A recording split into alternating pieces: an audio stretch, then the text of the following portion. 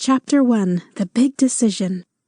Have you ever really wanted to be able to do something, but you came across a roadblock of some kind? Maybe you're afraid of new things, or maybe you have a physical challenge. Are you going to follow your dream, or are you going to push it aside without even trying? You must make a difficult choice. Instead of taking the easy street, I changed my whole life by choosing new experiences. What do you think I dreamed about?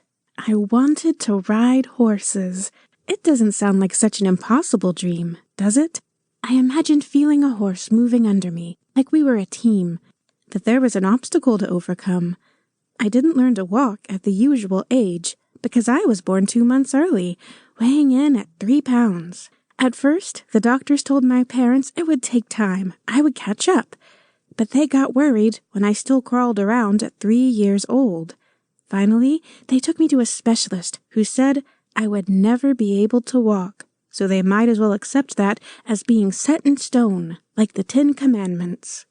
The doctors decided I had something called cerebral palsy. It means part of my brain was damaged when I was born, making walking more difficult. My dad, being a determined person, promptly picked me up and told the doctor where he could go with that opinion. He had a very hot, unpleasant place in mind, the opposite of heaven. When tears splashed down my face, Daddy made a big announcement. He said, "I'm going to teach you to ride, and you'll be fine." I thought, Daddy and I could do anything together. I wiped the tears away and wanted to prove the doctor wrong.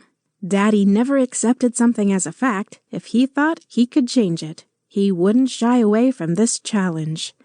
I took my first wobbly steps at nearly 4 years old. At first, Daddy knelt down 1 step ahead of me.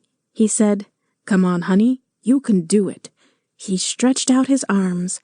I tried to move my feet, but I'd fall without going anywhere. We practiced every day.